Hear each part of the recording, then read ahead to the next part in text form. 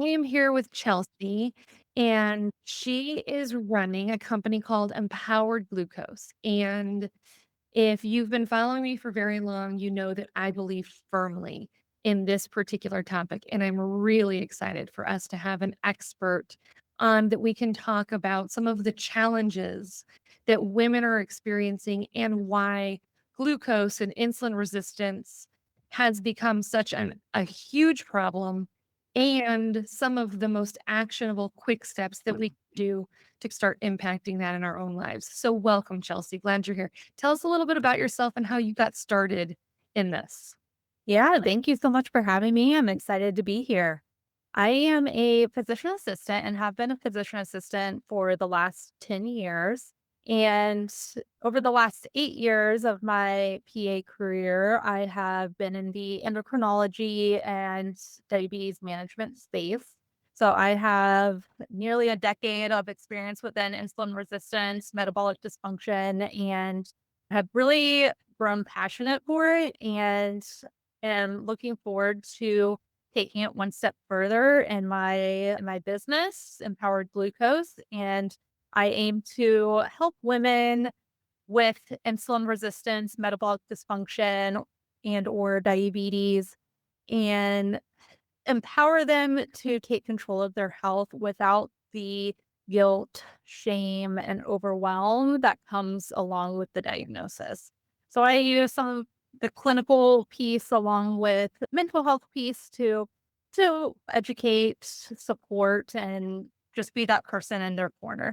Yeah, I love that. I've seen a statistic that they believe that about 94% of us Americans are dysfunctional metabolically.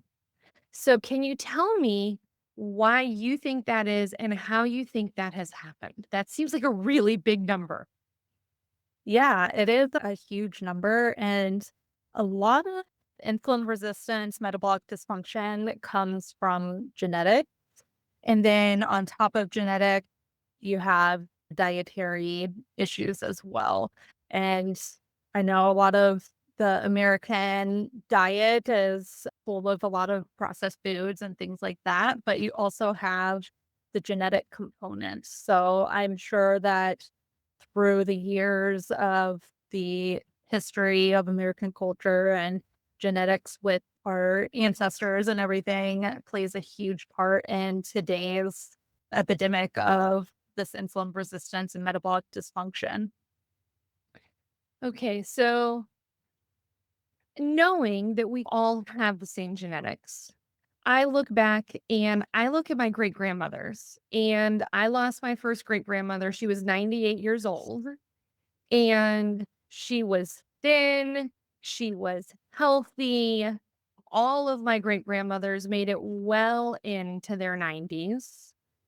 And it just feels to me like there's something going on well beyond our genetics because I look and they're my genetics. And Mm. I'm 49. I have doctors that are trying to consistently put me on high blood pressure medicine. I did wear a CGM for a while for myself, not because a doctor ever asked me to, because I wanted to see what was going on in my own body when I would eat and how it responded to food. So, how is it that it's shifted so much so fast? I can't answer that specifically, but I can suspect that it is probably coming from just the American culture. We have become a bit more sedentary, more processed foods, and that as a whole, I feel has definitely contributed to this. Yeah.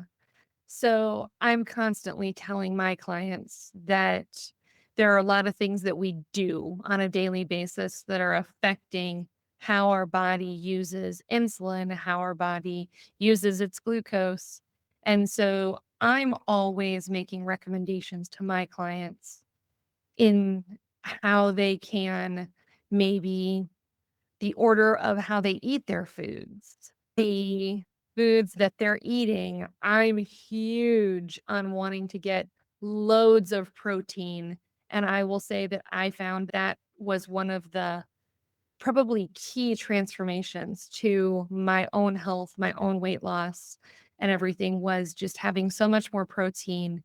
And that really would keep my blood sugar a lot more balanced. And I even now have instituted this, like going for a walk or after my dinner, I'll come into my other room and I'll bounce on my little mini trampoline to try to keep everything Mhm. moving. So, when you're working with clients, what are some of the recommendations you're making to them to balance their blood sugar as much as possible? Yeah, that's a great question.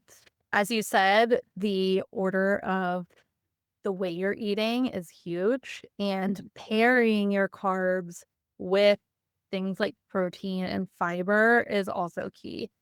I am not for all or nothing. I have that mindset sometimes myself, but I think we all do. But it's so important to not have that all or nothing mindset and take it one step at a time. Don't eliminate the carbs completely. You don't need to do that. I would have the carbs in moderation, pair it with fiber, pair it with some protein, and that should help balance the your blood sugar. Yeah. Eating the vegetables, the fibrous material or food first, that is going to be key into balancing your blood sugars as well. Because when you have the fiber first and then the carbs, that helps prevent that initial spike from the carbs.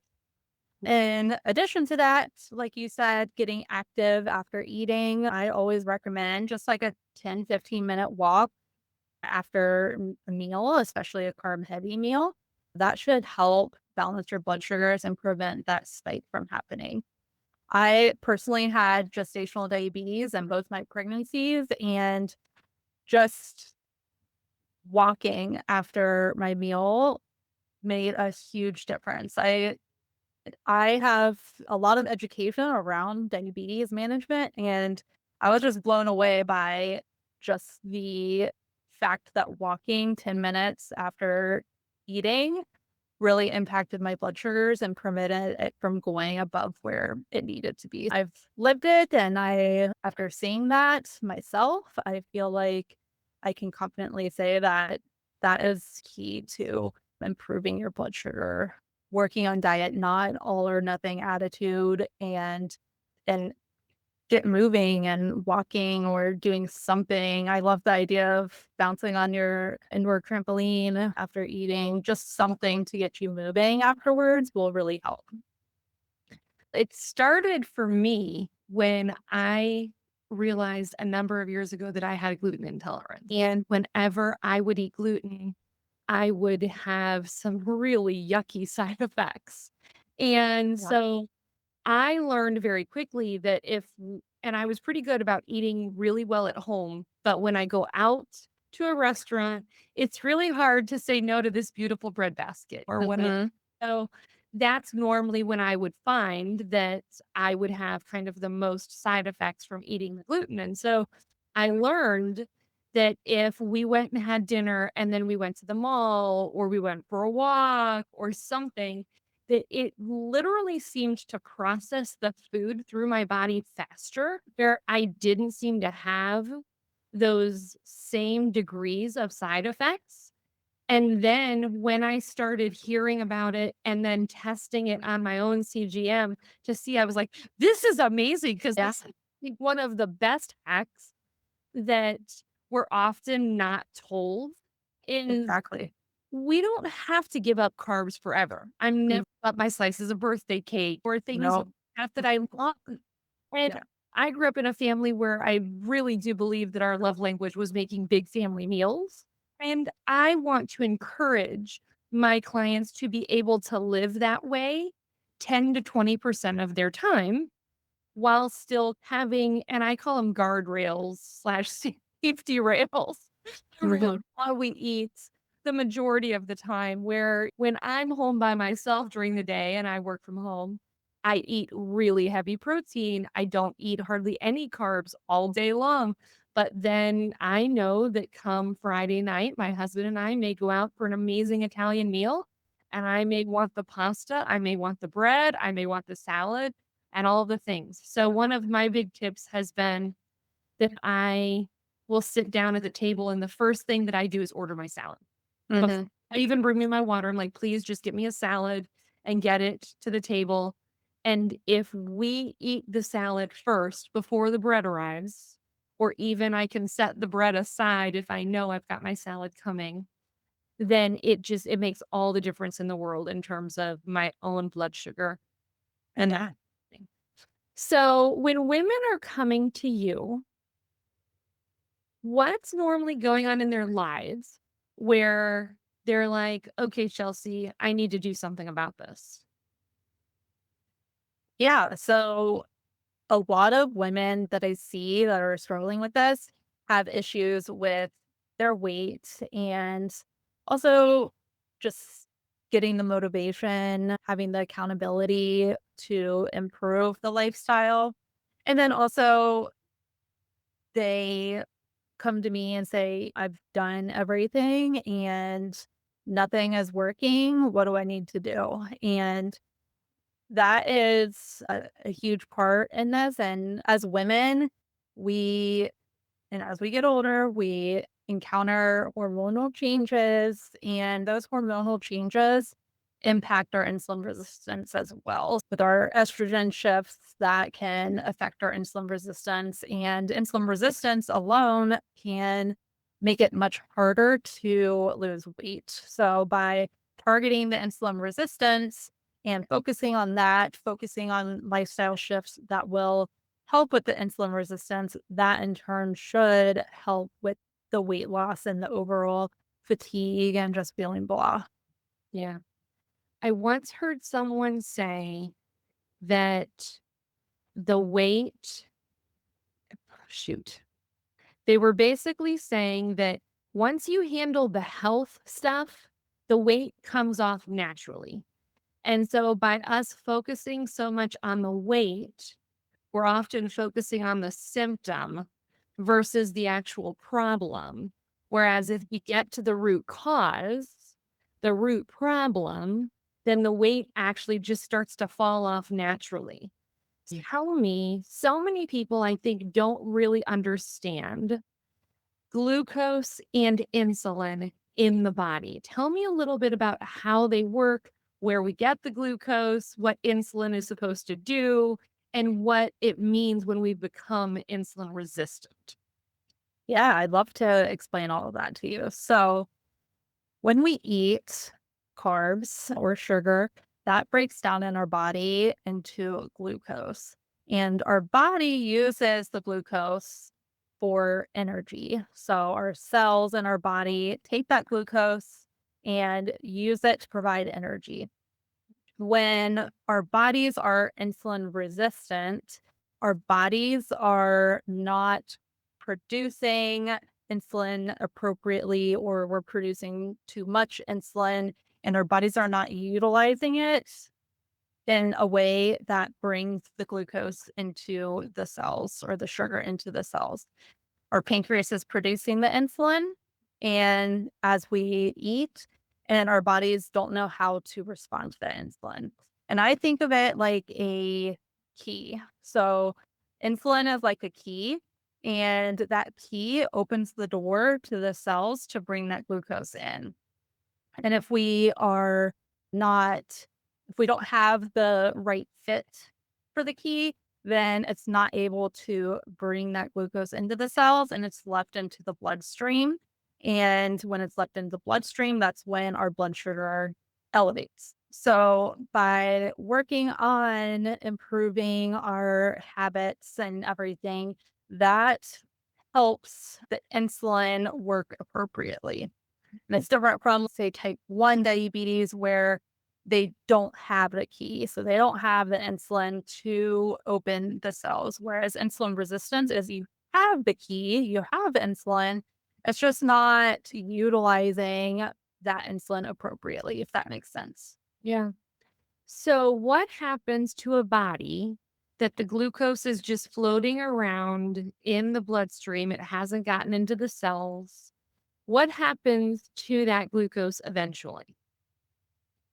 Yeah, so that glucose then goes through the bloodstream, through all of the organs in your body. So if you think about it, it's going pumping through your heart, pumping through your hands and legs and eyes. And so if you are not bringing that glucose into the cells, then you're left with a lot of sugar going to all the organs in your body, which can lead to potential complications. But before that, just leads to just feeling fatigued and sluggish, and it affects your brain fog because that blood is getting everywhere and into the body. So if we have sticky blood, then that is sticking to all of our organs, and that can cause the complications and those symptoms that people may be experiencing.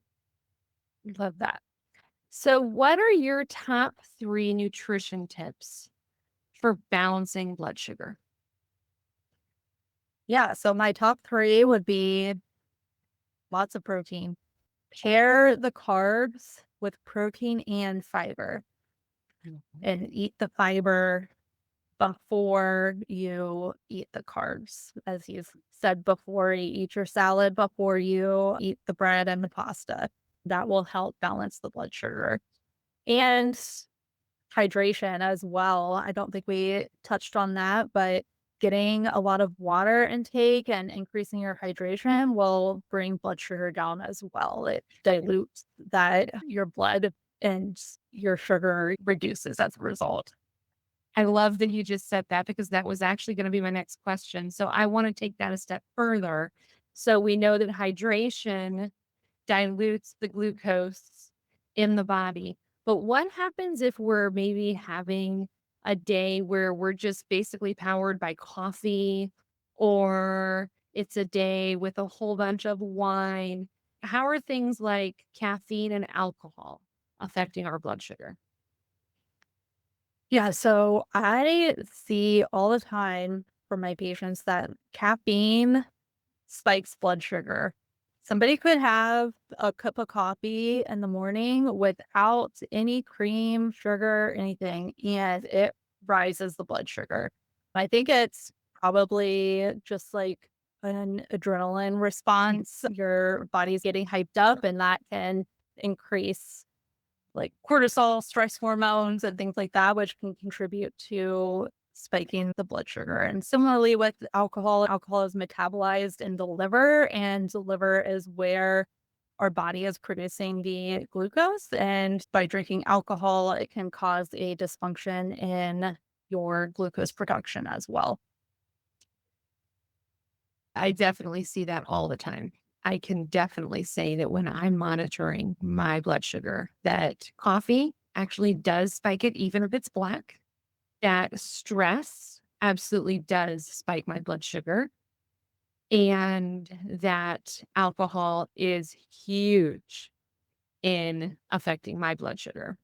One thing that I preach religiously here on the podcast is I think that sleep is our most underutilized health tool.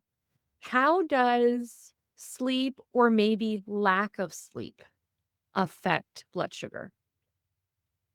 That's a great question.